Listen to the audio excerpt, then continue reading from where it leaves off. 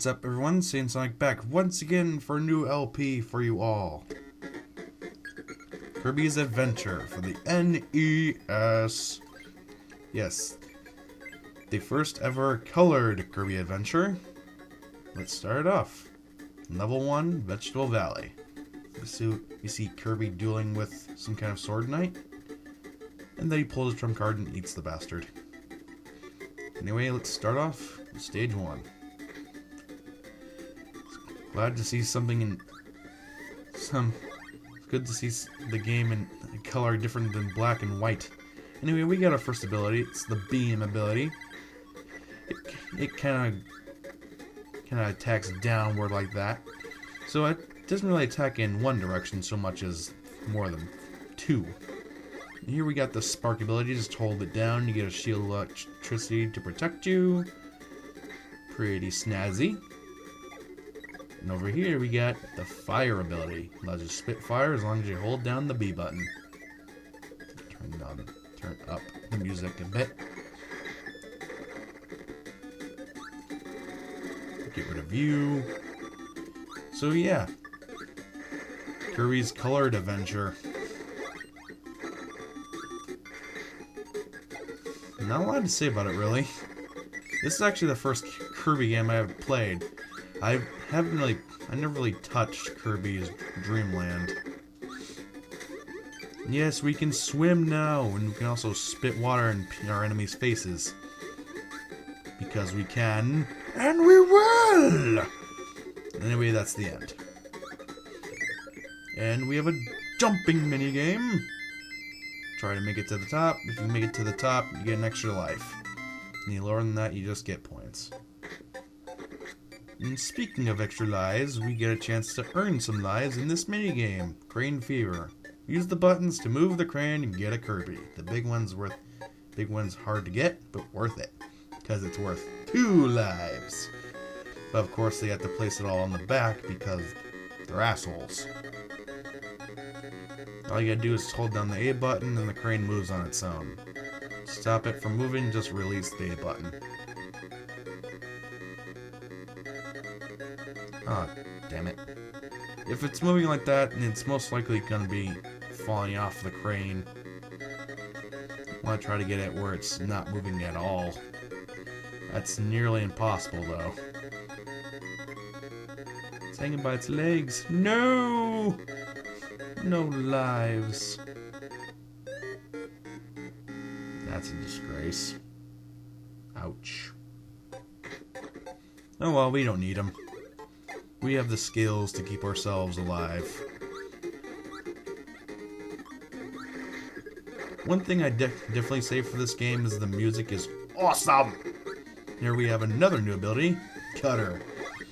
Allows you to throw blades at your enemies.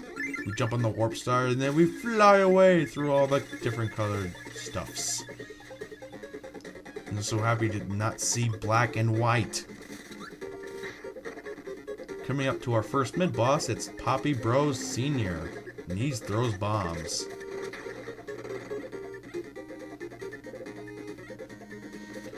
On a different note, did anyone get Marvel vs. Capcom 3? Okay, changing notes again. We got our Crash ability. And what it does is eliminate every enemy on the screen. But the trade-off is you can only use it once. Not bad, not bad. Fat Kirby cannot swim. He can only waddle like a penguin. Let's see, what's over here? Spark, come over here. I don't need that maximum tomato. And why is that Puppy Bros riding on an apple? Freak! As you can see, Kirby can run in this game. Just double tap the direction you want to go, and there you go. Here is the sword ability. Slash with B, and you can also do a spin slash if you do it in the air. Doing a lot of twos. Stab the flag. One thing I'll get into later, but you can see the doors, they change to white whenever you beat them. Sometimes they don't. And I'll tell you why when we encounter this predicament. Yeah, I feel like Link. And speaking of that, this game also had a remake of Nightmare in Dreamland for the GBA. Also, we have the Fireball now. We do a small little fire dash. Nothing can hurt us while we're in this dash, but we cannot stop ourselves. Gotta be careful how you use it. Anyway, talking about Nightmare in Dreamland. Whenever you got an ability in that game, you got a little funny hat to put on.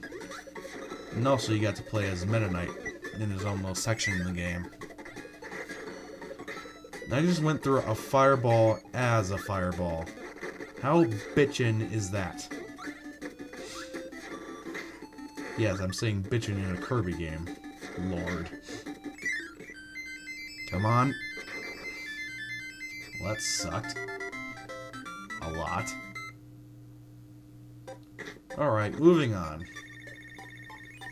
Here we have the museum. This basically allows you to get free abilities without the hassle of going through a stage to find one.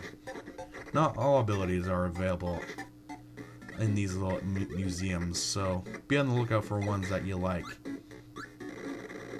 And here we have Mr. Frosty, who shakes his ass and throws an ice cube at our face. Come on, Frosty, you can do better than that. Come on. Boom! He's toasted. Allow me to break the ice. Yes, I had to do that horrible pun. Sorry. Anyway, we got Freeze ability. What you can do is hold down B, creates a shield of ice, and you can turn your enemies into ice cubes and hit them into other enemies. So pretty much it's like having an attack and a defense in one. You attack your enemies and protect yourself from being hurt. Well, not really. You saw what happened. And here we have the needle ability, but I really don't want to use it. It's not really that useful. All it does is just make you have spikes for like a quarter of a second. That's about it. Not exactly worth it. They don't want you. Hey, Meta Knight. Give us candy to make us go nuts. God, love this music. I want that one up. It's going so slow. The lag. Come on. Oh, I almost made it. Curse you, game. I like how the ice ability turns you blue, too. I just like small things like that. Alright, tackling the boss. This shouldn't take too long, considering it's an old friend, Wispy Woods. If you have a similar ability like mine, like fire or spark, you should be done in no time. And with that, you get a piece of the Star Rod. Do the funky Kirby dance, do it now, on the floor. Your mother. Anyway, that's it for this episode. See you guys for level 2, Ice Cream Island. See you guys next time.